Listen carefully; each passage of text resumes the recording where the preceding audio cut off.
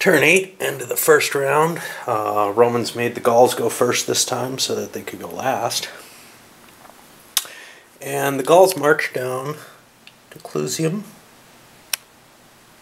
not fully using their movement points. Not sure what's going on there, but the Samnites decided to remove their leader, given how close they were to them, and played Discomes Verbrenus, throwing him into the displaced leader box. The Greeks brought war elephants. They figure if anything will help, it's pachyderms. I don't know. I mean, they're in such bad shape. What about Carthage? Carthage struck forward towards Turi and was defeated by the Roman army. Both sides used a card. The roll went way in favor of the Romans, and the Romans increased Carthaginian unrest because of it. Carthage is a serious problem, and Rome probably should have followed up after Gisco, but instead they moved into Tarentum, which is kind of an odd choice. I think what they're saying is, hey, Greeks, I'm not going to expose my city to you. You can come through it. Maybe we can make an alliance, but I'm not going to be the one fighting Carthage and letting you take me out. That's kind of the way I'm looking at that. I'm not sure how reasonable it is. Rome probably can handle the Carthaginians better than the Greeks can at this point, but that's what we got. And that's about it. So here we are on the first action of the second round, and the Gauls, and you may say this is questionable or whatever, played the land for Sicellus card. That gives them a victory point. That's enough to win the game. The game's not over yet. They have to make it to the end of. Sorry about to the end of the turn, and that gives everybody a chance to try to take that away from them. And of course, it's not clear, but I would say if the Carthaginians can jump above the 12 points, above whatever the Gauls have, they would win instead. Again, whether or not you can have more than 12 victory points is the question that I asked earlier in this series. I'm saying yes for now, in which case whoever has the most I would allow to win. The rules don't seem to imply that at all. The rules imply, hey, you get to 12, then we break ties in this order, and oh look, the Gauls win. No matter what. I don't like that. I think that Carthage should have a chance to try to push their way above that. I think the Gauls should have a chance to push their way above that so that you can't take a victory point away from them very easily. Because theoretically, the Gauls could only store one additional point here. Whereas Carthage can get its way up to 12 fairly easily. Anyway, bunch of babbling, but when it comes down to it, that's the way I want to play it, and so that's what I'm going to do. Okay,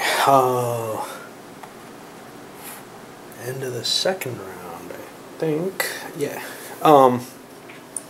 Samnites marched up to Senegalica, try to stop the Gauls from winning.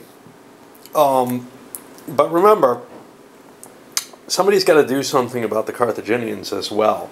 If the Carthaginians gain even one victory point, they can win even if the Gauls are stopped. And right now, the Carthaginians are sitting on 3 victory points. I don't know how likely it is that we're going to be able to see the Gauls, the Carthaginians stopped here. The second, what is next? Greeks march down on their way to the Carthaginians to Constantia. They've got their war elephants. They made the alliance with the Romans in order to get there. And it's looking kind of iffy. It's looking like actually both would have been needed to take Sicily effectively, and even now it's kind of iffy. What's next? Next, Rome took Tarentum. Oh, Carthage. Carthage played Himilco. That's a hell of a leader down there to defend Rhegium, and it's going to be tough to pull Carthage out of there. And that's about it.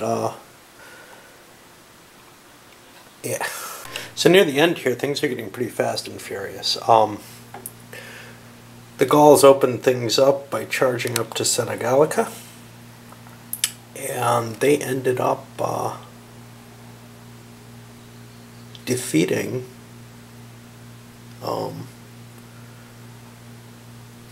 Egalatius' force and really hammering it quite hard with the retreat, etc.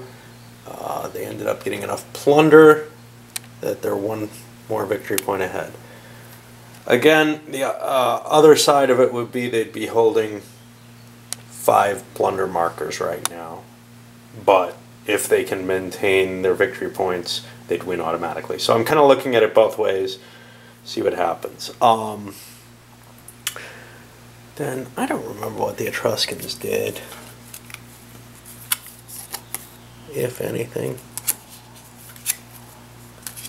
They retreated. I don't know what they actually did. May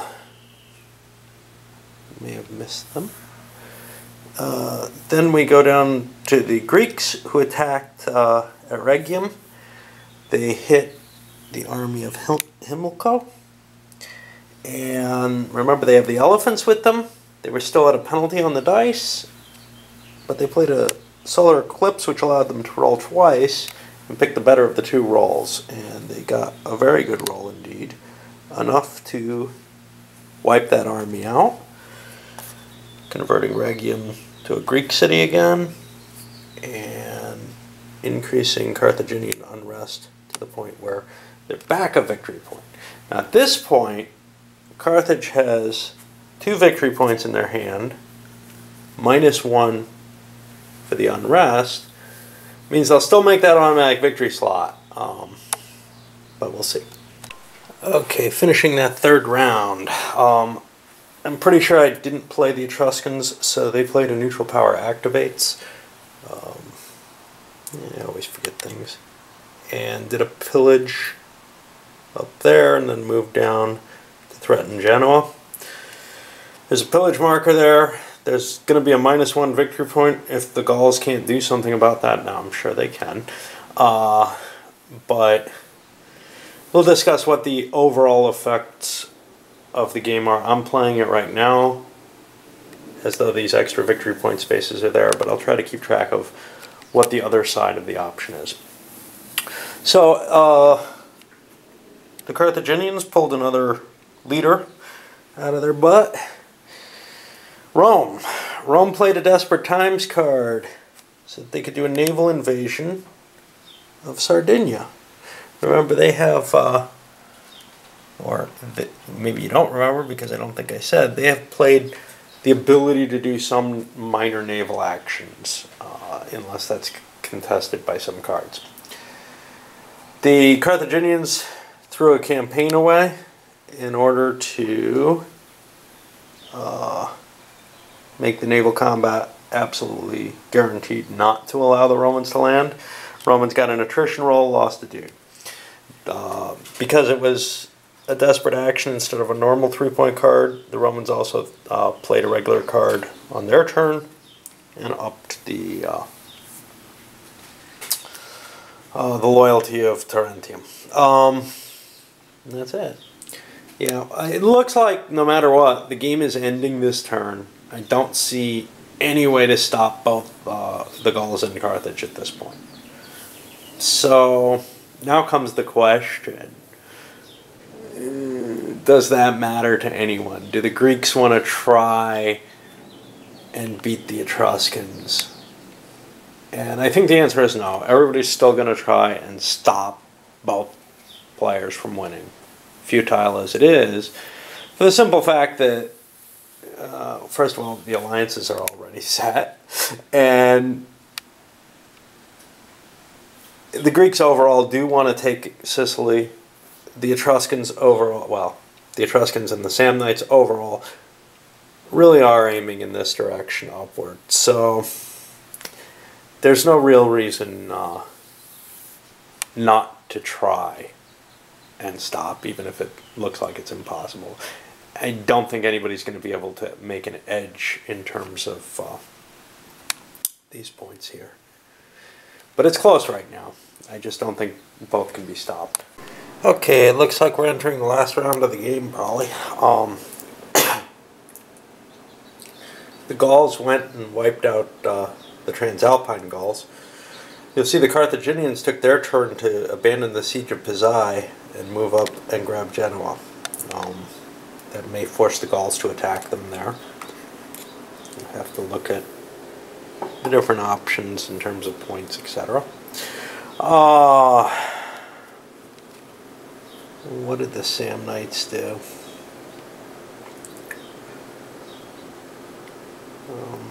Not right sure. I think they did something. This time. Ah, yes. They moved up to grab Populonium with the thought of preventing that from falling into Carthage's hands, actually. And Carthage complied by leaving. The Greeks put a new leader on the board. Cleonemus. It's going to make it easier for them to make an attack into Sicily. And the Romans increased the Carthaginian unrest, which would be a problem if the game were liable to last. But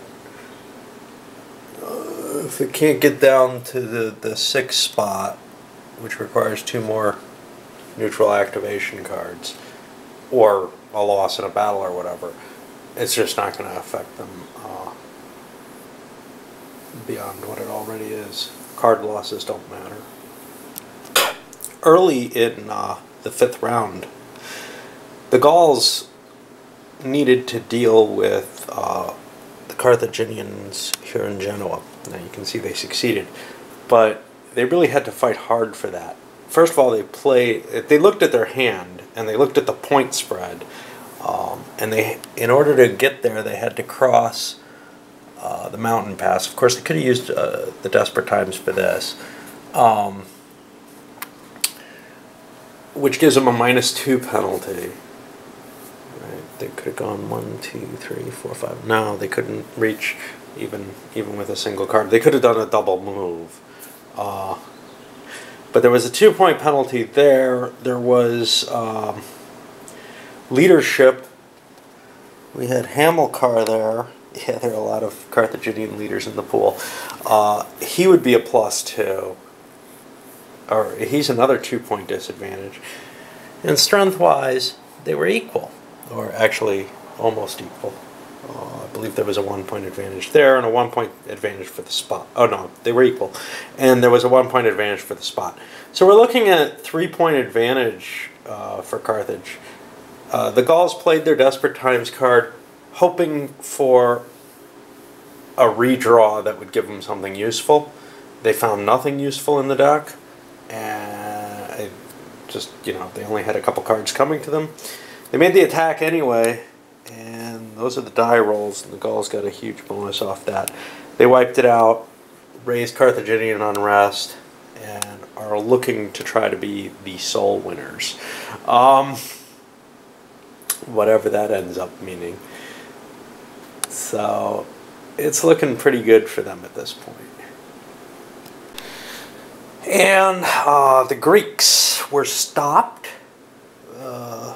by a diplomacy card the Carthaginians played, prevented from crossing the straits and attacking Bomilcar. The Carthaginians then played their own 3-point card. I don't know if it was a spoils of victory. I think they had to play a Desperate Times for this. I didn't throw it in there.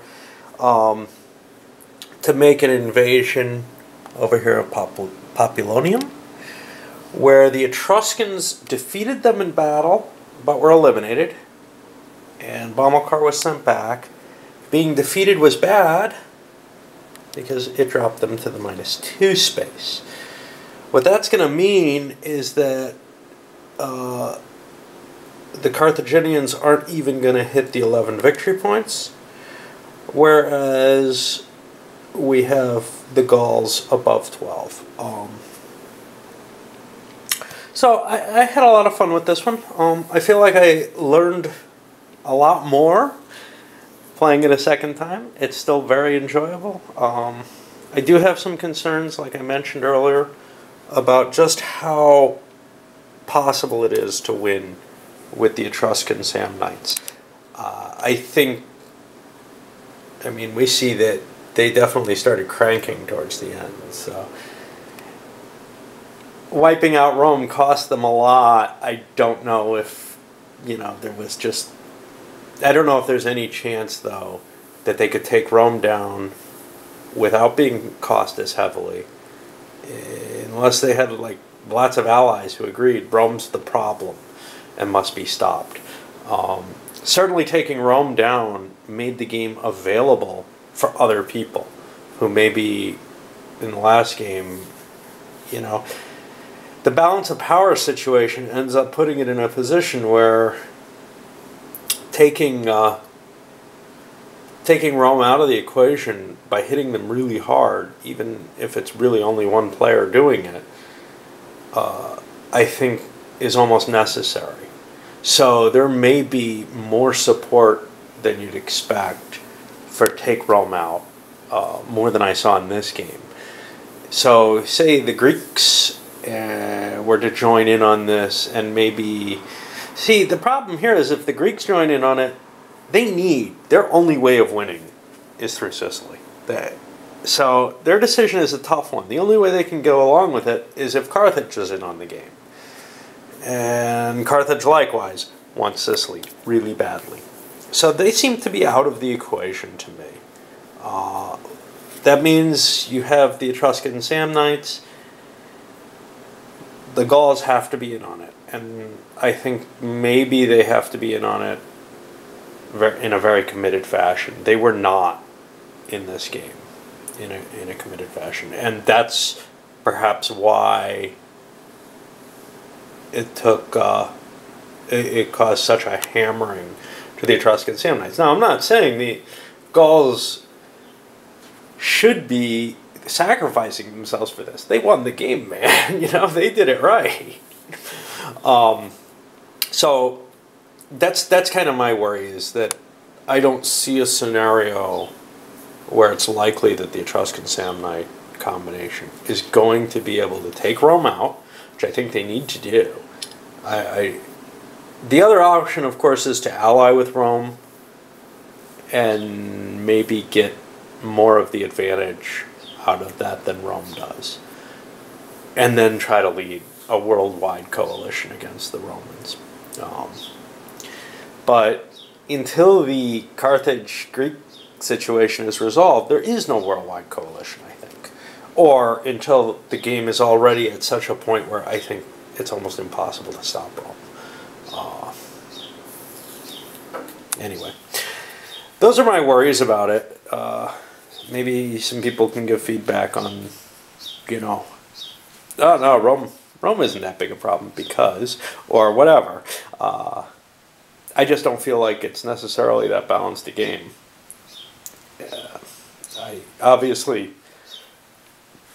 I'm seeing interesting points where, Greece, I see where they could win. They came close in that first game. It's just they ran out of gas. And everybody ganged up on them, which I think was going to happen if you're close that early. The Gauls obviously can win. Carthage, we see in both games, actually, they made kind of a strong showing. In this one, obviously, close to the win. In the last one, like the Samnite Etruscans, they had taken too many losses early to make their way forward again into the winning section, but they did pretty well. I haven't calculated out the exact points here. We've got them. I mean, the Gauls are where they are. The Carthaginians are up 2 cities and down 2 victory points from that. Samnites up 1, 2, 3, 4, 5, up 4. So they made a nice showing, tying up they're in second place actually. Impressive. What about the Greeks? The Greeks are down 2, down 3, down 4, down 2, down 1 still. And the Romans, they're up 2, up 2, but 1, 2. They'd still be losing like 5 just because they've lost all their home.